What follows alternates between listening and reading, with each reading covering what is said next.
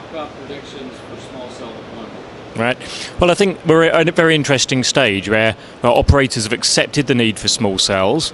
By and large, they've run trials and proved technically that the systems can work, but really they're still figuring out the deployment models, figuring out just how many small cells to deploy and what partnerships to form, between themselves, with cable operators, with the cities and so on. And those partnerships take a while to bed down and become industrialized and ready for scale.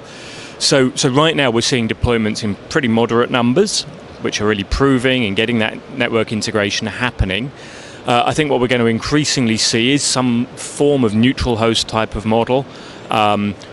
The way that you do that varies by region. It might be very different in US, in Europe, in Asia, depending on the availability of fiber and the relationships and so on.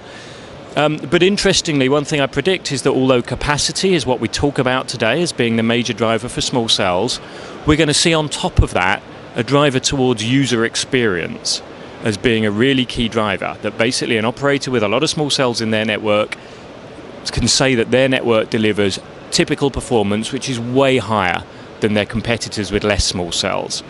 And ultimately I believe that will be even a bigger driver for the number of small cells deployed than capacity on its own.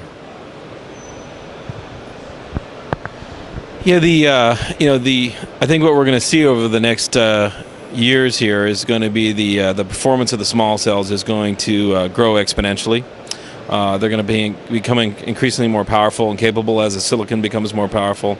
In the meantime, I believe DAS, being as high performance as DAS is right now, you're going to see DAS like Solid City DAS solve an increasing amount of problems in the outdoor space. And I think small cells is going to be making a big impact in the indoor space as well as devices become more capable and cost effective. And it's going to be interesting to see how fast that adoption happens. But I believe all the solutions together are going to solve for densification.